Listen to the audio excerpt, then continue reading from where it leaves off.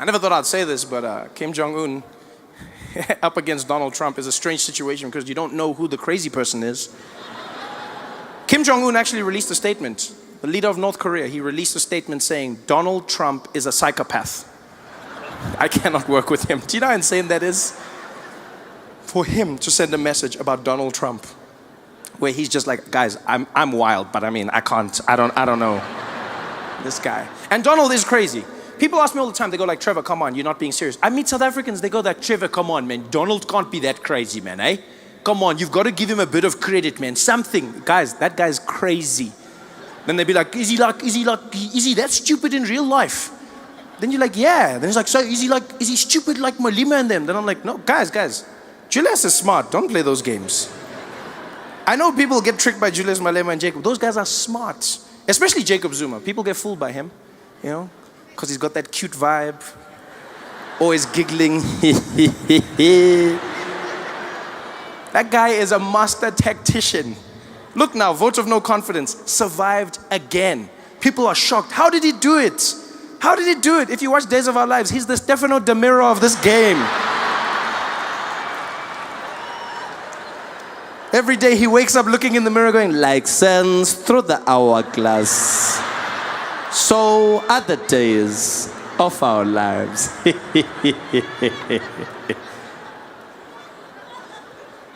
And a lot of people make that mistake. I've realized a lot of people make that mistake. You think our politicians are stupid. Maybe it's because of how they speak. Maybe it's because of how they sound.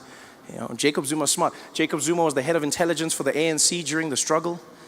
Jacob Zuma started the chess team on Robben Island. A lot of people don't know that. He started the chess team. Yeah, that's why he's so good with moving the cabinet around.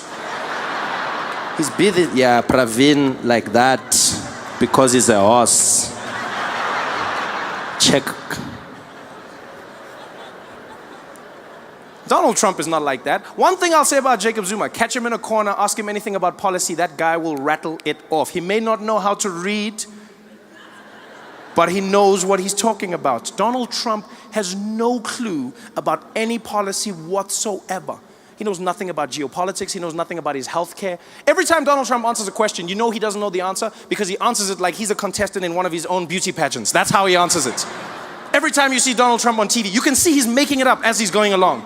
They'll be like, Mr. President, can you tell us about your healthcare rollout and how pre-existing conditions are going to be covered? I know. We're going to have so much coverage, folks. The best coverage. All the coverage. I'm going to get it. All of it. It's going to be so good. Great. Some people even say the best. But how is it going to work? It's going to work. It's just going to work, folks. It's going to work. It's going to be done. I'm going to do it. It's going to be done. And the people in South Africa and Iraq and the countries and health and insurance, and we're going to do all the things healthy with the money and also thank you.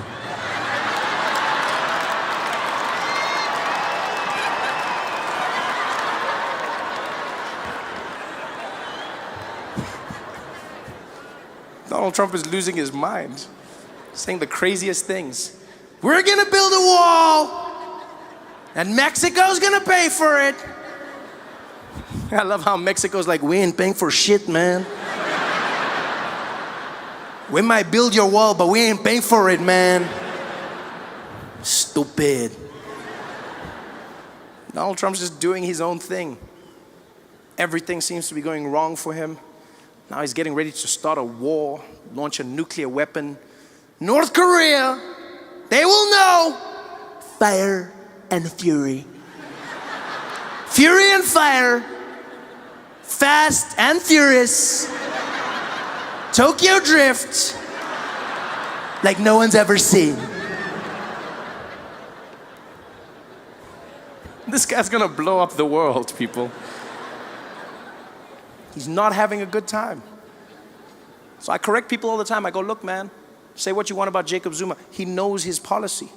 Yeah, doesn't mean he's getting things right. Doesn't mean he's doing the correct things, but he knows his policy. You can't say they're the same, you know? And say what you want about Jacob Zuma, but he knows how to handle his ladies.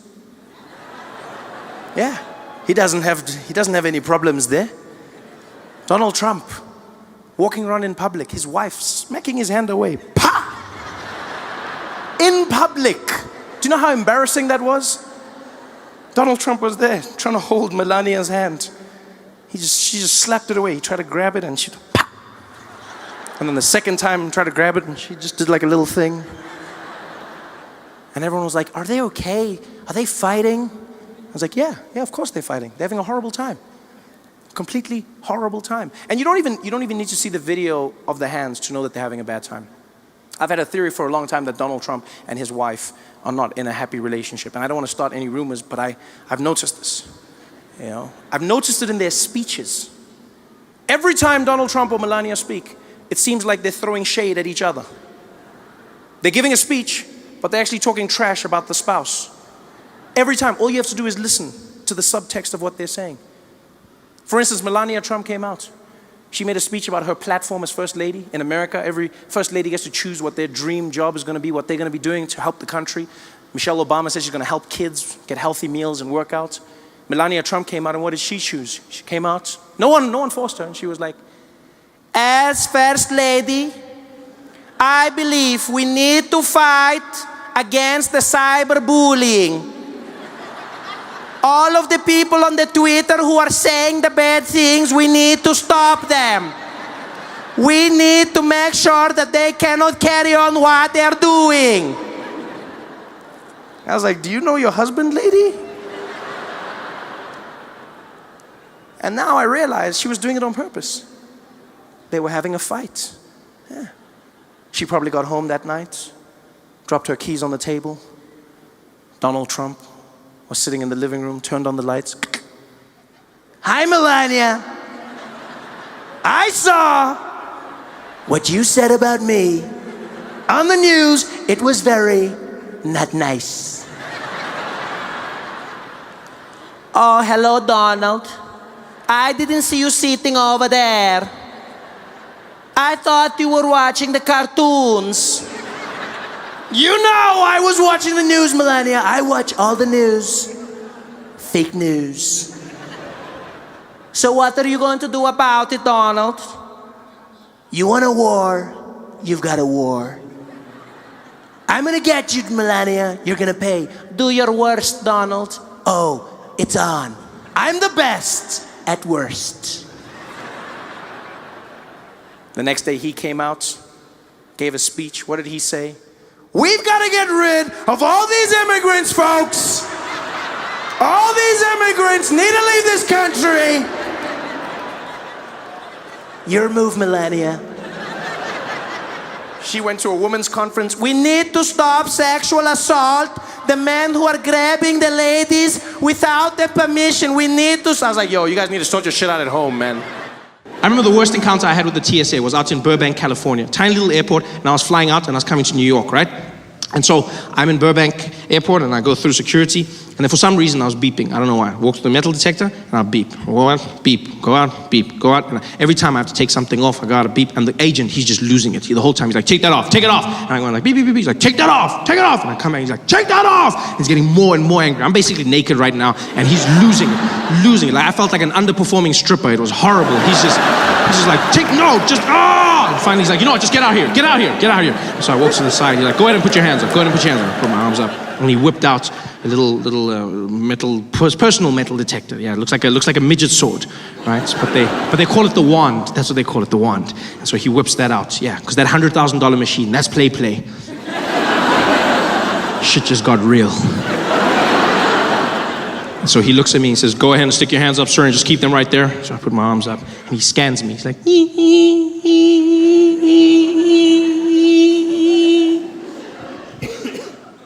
You got any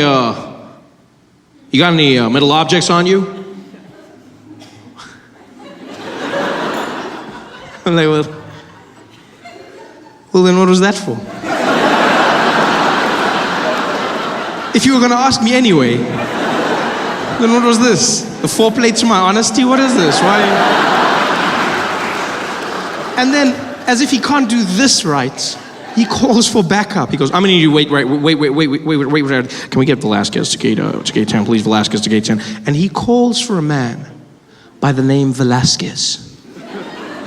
who I'm assuming was the best wander that they had. Because he wasn't even on the floor.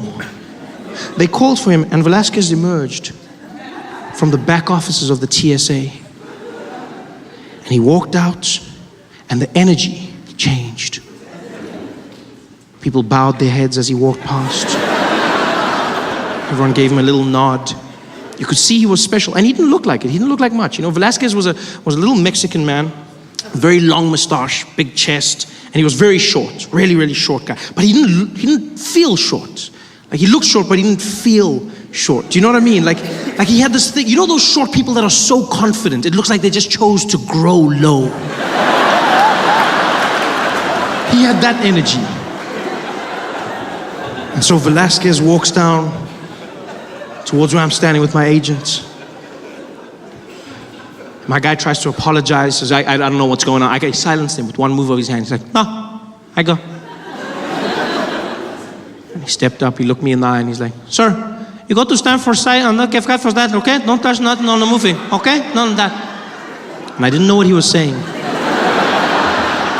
But I knew what he meant. And so I stood there, I raised my arms. And as I did, he whipped out his wand. And he started using it all over me. And as soon as he did, I knew why he was who he was. It was the most magical thing I've ever come across in my life. The way he wielded that wand was unlike anything I've ever experienced. I felt like I was being blessed. I just stood there with my head down as he went all over me, just blessing me with his power. It was something special. It was like a force and energy. It's so, like on the outside, you still heard that beeping. It was like, ee, but in my head, I heard a lightsaber. That's what I heard. I heard like, it was like,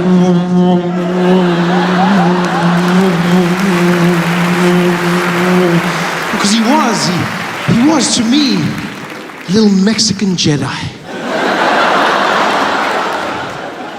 In fact, that's exactly what he was. It was my Mexican Jedi. Which, by the way, I feel would be a welcome addition to the Star Wars franchise.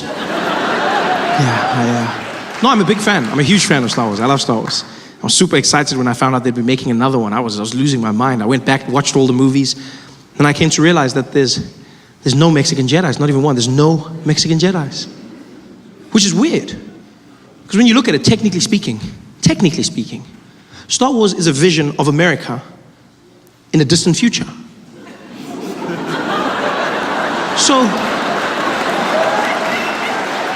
surely it would be safe to say, judging by the current trajectory of Mexican people in America, I'm sure it would be safe to say that by that time, in a galaxy far, far away, there would be at least one. Just one Mexican Jedi. It's not even like it would spoil the story. Who knows, it might open up a whole new avenue. Can you imagine how different that epic scene between Luke and Darth could have been? Them battling it out on the Death Star. The moment of realization.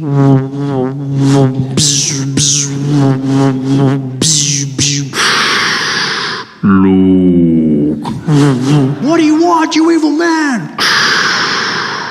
Luke. What do you want from me? No. Luke, man. Luke.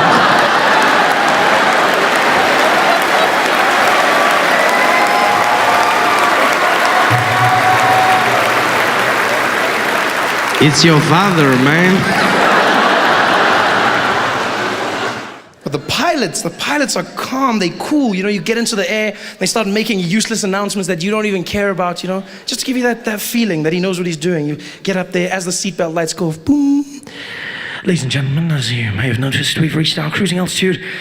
Currently sitting at 23,000 feet above sea level, cruising at about 720 kilometers an hour in this Boeing 737, one of our favorite planes in the Starflight Alliance fleet. It's a beautiful sunny day up here. We might encounter a few bumps, but nothing too hectic. The cabin crew will be taking care of you. In the front, we've got Esmeralda and Jonathan. In the rear, Simon, Dupitseng, and Ferrer. I'll be taking care of you. And if you need anything, don't hesitate to call. I'll let you know once we've begun our descent. Until then, please enjoy your flight. Thank you. Dun dun. You're like, oh yeah, pilot. Yo, my guy, pilot. It's cool. I just don't like the fact that they never let you know when something's gone wrong. It freaks me out because they trained to keep you calm no matter what's going on.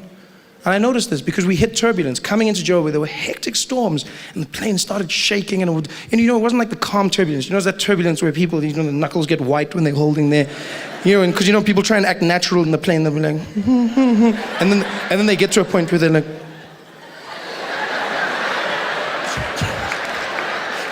and that point comes, and like everyone is panicking, except the air hostesses. They're amazing. I love how they do it, Like you'll hit the turbulence, be like, things are falling, the bags are hitting the sides of the compartments, people are panicking, and except they just move through naturally. It's freaky. It's almost like the lower half is not connected to the upper body, because they'll just carry on. They'll be like, yes, you guys, would you guys like some coffee? Yeah, okay. There you go. Be careful, it's hot. Thank you. Right then. Anything for you, sir? Yeah, okay. Okay then, just pass me a apple juice, all right, thank you very much. There you go. Would you like some ice? No ice, thank you. You know how they do it. And then the pilot has the nerve to come on in the middle of the biggest storm ever. The plane is shaking, the wings are tilting slightly upwards. You think you're gonna die. It's like, people are screaming. Ladies and gentlemen, we've encountered some slight turbulence. We'll ask that everyone return to their seats at this point and refrain from using the lavatories. Please note we will be flying at a high altitude to try and alleviate the problem.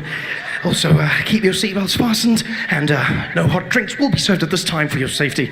Thank you very much, and I'll speak to you in a moment once we've gotten out of this bumpy patch. Speak to you in a moment. That moment might never come. He doesn't tell you this. When the nationwide flight lost an engine, the pilot said nothing. There, it just fell. Quiet.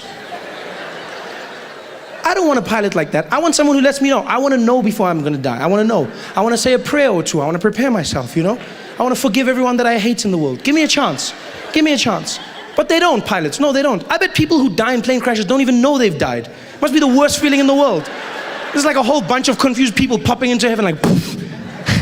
I swear these airports change all the time. I never know where to go. I'm like, are we in heaven? Oh, wow, I can't believe we made it, hey? I can't believe, wow, this is amazing. And there's St. Peter at the gates, and he's like, come forward, please, come forward. Come forward. She's like, who you are? I'm St. Peter. How about you? Yeah, I know, many of people are shocked. Just come. I get that all the time. Just come.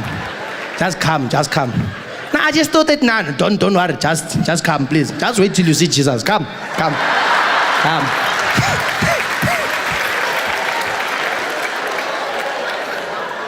I don't want that. I want someone to let me know when I'm gonna die. Like taxi drivers. There's no person who dies in a taxi not knowing that they've died. Just before the crash, taxi driver will be like, yo! People walking into heaven like, yo, dead. Dead. Yeah, no, Shonile, we're dead. Gone. Ay. They know. Sometimes they survive the crash, but they still think they did. They're walking on the pavement, dead. You're dead.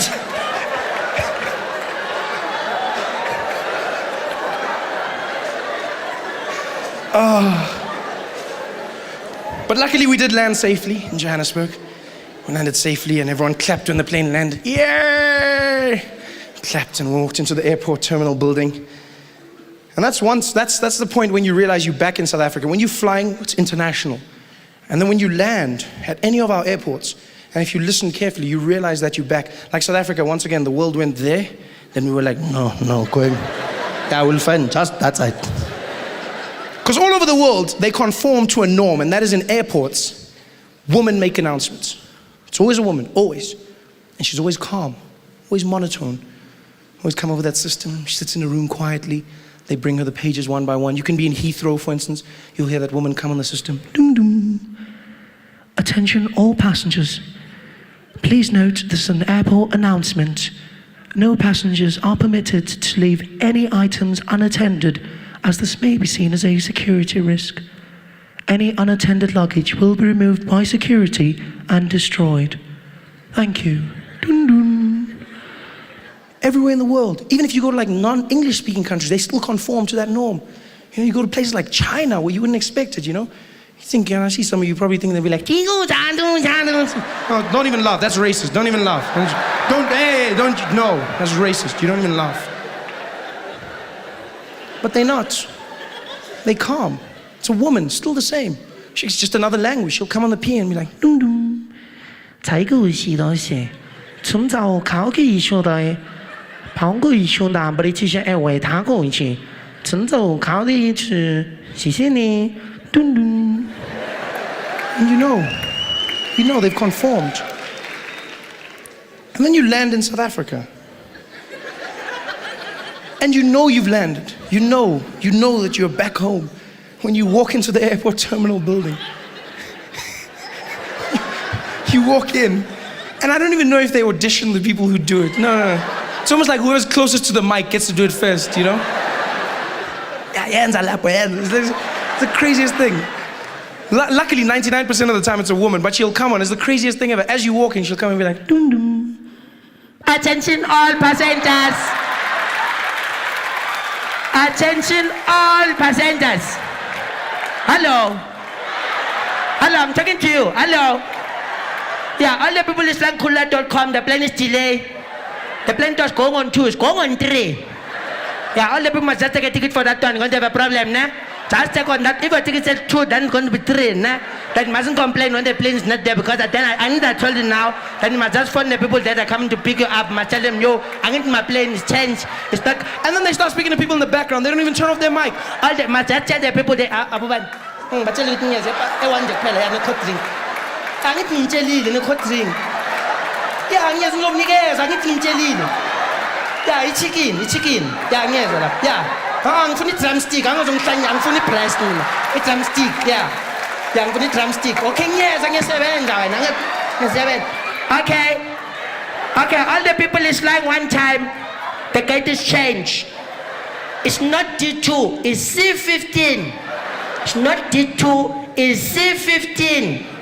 If you can go to D2, you can find nothing. Okay, bye-bye. But I need my chain.